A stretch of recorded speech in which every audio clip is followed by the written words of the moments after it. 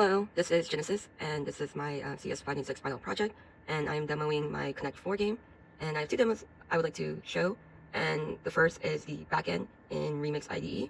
So first, you can play Connect 4 using the Remix IDE like I just said. So I'm going to compile, and you want to deploy, say that we're in Cancun, I guess, whatever, and this is going to be our account 1. So you want to deploy the contract, and this is our deploy contract at said address, and these are all the functions that I have implemented for my game.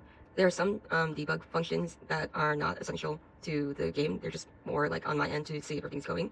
So this is like debug, check, win, create test game. But I just want to show the game, like the core game mechanics. So first, you can create a game. And to create a game, you have to put in an integer that will be the time in seconds, or timeout in seconds. So say we want to do 300 seconds, and we'll create the game.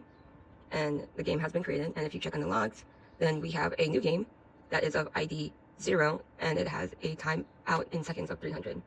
So when we check available games, we should be getting that there's a game 0 right here, and we can enter it, and we can even see like the game info, like what's the conditions of what's going on with that game. So we'll say that it's game 0, what's going on with that, and we're waiting for player 2. We need a whose current turn it is, time since last move, and a timeout period, which is how long the game is. Alright, so say that we want to play the game. So I'm going to go to a different account, say here, check available games, we know it's game 0, and I want to join that game. So we can press, where is it?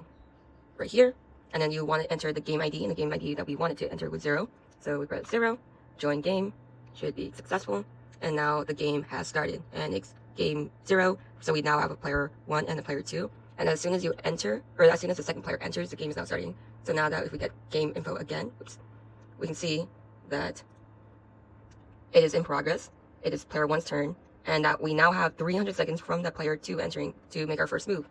And what's cool is that if we get the visual board of like any game, I made it so that a string will be outputted through the log, and there's a visual representation of the log.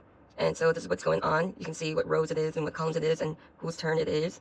So since we're player 1 that needs to make that turn, I'm going to enter as the other one and then make a move. So when you want to make a move, you press the game ID that you want to make that move in, and then what column you want to put in your chip that you want to go in. So say we're player 1 and we want to put it in column 3. So 0, 3, make that move. Boom. And I made it so that it echoed. So when you make a move, then you would be seeing directly where the chip goes. And you can always call it in the visual board too, but I think it's just easier when it's like echoed back to you. So yeah. And so now that we made a move, now it's player 2's turn, and they now have 300 seconds until they the game times out, and the person who timed out automatically wins. So I'll just be showing that to player 2. Say we want to do it on 2 now, make that move, boom, and now you can see that this was the player 1's turn, and then this was the player 2's turn. Okay, so I just jump cut to an almost winning turn for player 1. So this is where we're at right now. So player 1 just needs one more turn at column 3 to win. So we're at 0, 3, and this is still the same game that I was showing before. Make that move, makes that turn, and now when we enter the log, we can see that the board has updated and the game has won, and that it's player 1 that has won. So yeah, that's pretty much like the Remix IDE version of it. And just like a quick thing I wanted to show too is that this game is now done, but I've also made an auto matchmaking system so that say you want to make a new game, and you still have to enter in the timeout seconds like you would for create the game. And as you can see, now there's a new game made, game 1. So if we check available games, see that there's one game available and it's 1. And that for the other player that wanted to join it, they still have to enter a matchmaking game. But if there's already an available game that they're waiting that you can join, then you'll just automatically join that game rather than creating it. So yeah. Okay, so besides the Remix IDE version, I've also implemented this in the front end as well. So let me just reset everything. So if you compile the game and deploy it as a injected, so I did it through MetaMask, and the way that I have it was that I have it through a testcoin. Let's see, got it through Mega Testnet, and I've only implemented it in this testnet coin. So you would need to have Mega Testnet. Hopefully, maybe in the future, I can somehow implement other testnet coins. But yeah, you need this. And I've only been able to get this to go in if I have 2 separate computers, hence why I have 2. So I have 2 accounts with 2 different testnet coins to test out this function. So let me get something, or let me get it going. All right, as you can see, I have two different accounts connected, so 0x9 and then 0x7, and this is pretty much my game implemented with JSON features and whatnot. So let me refresh, and let's just make a game. So let's do an auto game of 60 seconds. Mind you, I just ran this. Oh, I should have deployed actually. Okay, so I have to deploy this. So I have to confirm, get that going. So now it's deployed, and we should be able to work. Okay, so I'm gonna now fetch a game. So this is game 4, and this is how it looks on the dashboard.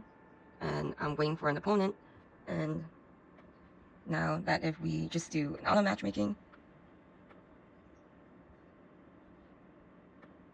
Alright, so I have the game deployed on the other end. It's game 4, and then we can join it, and then agree to it. And there it is. We're now at game 4. As you can see, it's my turn, game 4. And it works just like it did in the Remix IDE. I have events in the back end in which that's what triggers JSON to react to it. So yeah. There we go, see? And then if we go on my end, you do have to wait a few seconds because, you know, the game does require transaction and gas fee, and it takes a few seconds for the coin to be mined. And yeah, there it is. And it runs just like it did before. So yeah, that's my project. And then I have a about me, how to play, and yeah, thank you.